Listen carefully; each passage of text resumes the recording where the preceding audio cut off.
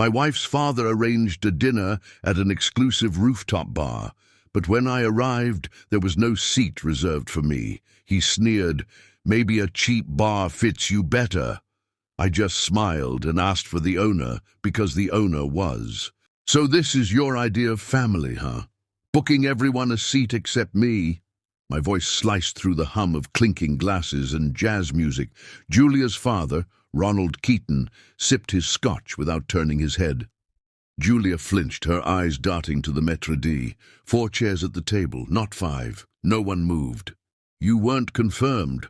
The staff assumed you wouldn't be joining," he said, brushing invisible lint from his sleeve. Then, with a curling sneer, "Maybe a cheap bar fits you better." A soft chuckle escaped Susan, his wife. David, Julia's brother, muttered something under his breath, smirking into his old-fashioned. I didn't flinch. I just smiled and said, "Can you get the owner, please? Tell him Jack's here." The maitre d' blinked. "Of course, sir."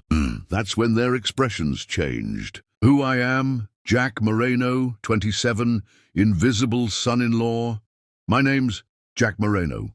I'm 27, born in Arizona, raised by a mother who cleaned offices after midnight and taught me to never ask for more than I'd earned.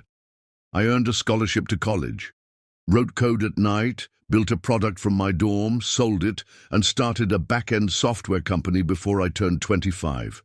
I don't drive a Ferrari, I don't wear tailored suits, but I pay my bills, I keep my promises. Except in this family, I'm always 1 drink short, 1 chair missing, and I've finally stopped blaming myself for it. The players at the table. Julia, 26. My wife, beautiful, brilliant, trapped in her parents' expectations. She says she loves me, but love without backbone becomes convenience. Ronald Keaton, 58. Her father, real estate empire, thinks men are only as valuable as the balance sheet they bring. He's a man who gives watches for Christmas and takes dignity in February. Susan Keaton, 54. Her mother, composed, weaponized niceness, always worried about me like I'm a stray they accidentally let into the yard. David Keaton, 30. Julia's older brother, Wall Street, once lost $500,000 in crypto but still calls me kiddo. "You used my name on a $200,000 credit line, Ron," I said calmly. That silenced even the jazz band. Julia's fork slipped. Susan blinked, hard. "That's not quite accurate," Ronald said, waving a hand. "You co-signed a loan using my name, without asking. You risked my credit, my name, for David's failed startup. It was an emergency. We assumed." "You assumed I wouldn't say no. You never even gave me the chance." Julia looked at me with wide, unreadable eyes. "You all looked me in the eye, toasted my wedding and pretended I was family. But when it mattered, you saw me as leverage." Susan pressed her napkin to her lips. "Jack, this isn't the time. This is exactly the time." My voice didn't rise. It didn't need to. I looked at Julia. "You knew, didn't you?" She swallowed. Said nothing. "I covered the payment when the first notice came.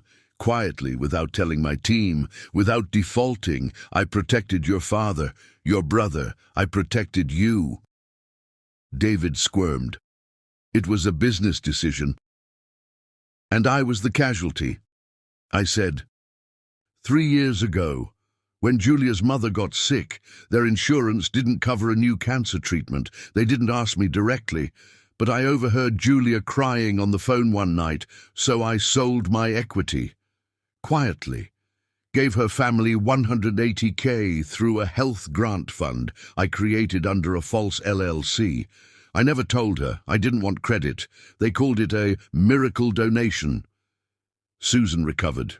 They thanked God, and I sat in the back row at her recovery party, smiling while Ronald gave a speech about the power of family. He shook hands with the donors. He shook my hand like a stranger. Ronald raised his voice. You think this makes you a hero? You're a leech, Jack. You latched onto my daughter. I didn't even blink. I pulled out a small envelope from my jacket. Here's a copy of the notarized contract where you forged my digital signature for the line of credit. Here's the metadata showing it was created from your company IP address. I also sent this to your attorney, just in case. Silence. David's face went pale. Julia's lips parted, but no words came out. Jack, you're not going to ruin us, are you? Susan whispered. You already did that. I'm just turning on the lights.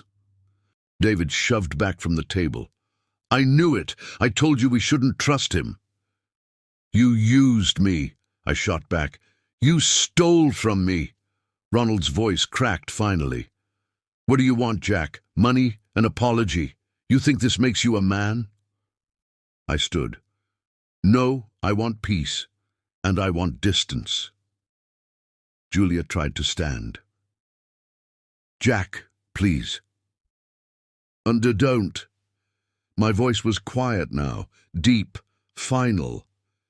You stood by while they fed on me. You could have spoken up. You chose not to.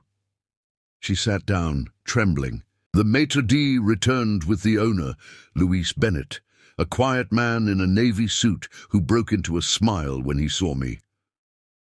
Mr. Moreno, always an honor. I didn't know you were coming tonight. Neither did they. He looked at the table, instantly understanding. Would you like to be seated privately, sir? I nodded. One seat, one view. As I walked away from them, from everything, I didn't feel rage, I felt relief. Julia didn't call after me. She knew better. I sat at the edge of the rooftop, a glass of water in my hand, and looked at the skyline I'd built myself into. I thought about the years I tried to fit into a mold that was never meant for me. The nights I worked while they laughed, the time I held Susan's hand during chemo, promising she'd get better, never saying a word about the money that made it possible. They never saw me, but I saw everything. Tonight I didn't lose a family, I buried one, and for the first time I felt free. 3 weeks later, Julia emailed me. I didn't know about the LLC, I didn't know it was you. I'm sorry for everything. I didn't know how to stop them. I didn't respond right away. Instead, I met with my lawyer, cut final ties, cleared the loan, transferred documentation to authorities, not to press charges, just to prevent future damage. No revenge, just closure. I started sleeping again, cooking again, listening to music. I moved into a modest loft near the lake, the kind with creaky floors and sunbeams that feel like home. My mother visited. I told her the truth. She cried. Not out of anger, but because her son finally remembered his worth. A month later, Julia showed up unannounced. I'm in therapy, she said. I don't want to fix us. I want to fix me. I didn't open the door all the way, but I nodded. Good, I said. Truly good. I hope you become the woman you were always meant to be. Do you forgive me? I paused. Not today, I said. But I'm getting there. That night I walked to the rooftop of my building. Same city, new view. I wasn't rich in their way. I didn't wear their name, but I had something they never gave me. Peace. And a future I built with my own hands.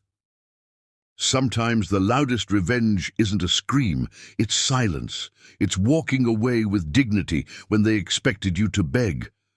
I didn't burn their house down. I just stopped visiting it. Have you ever been the outsider in your own family? What would you do if you were Jack? Walk away, forgive, fight back? Tell us in the comments. Your story might help someone else find their voice. If you've ever been underestimated, subscribe for more true emotional stories. Share this if you know someone who needs to hear it.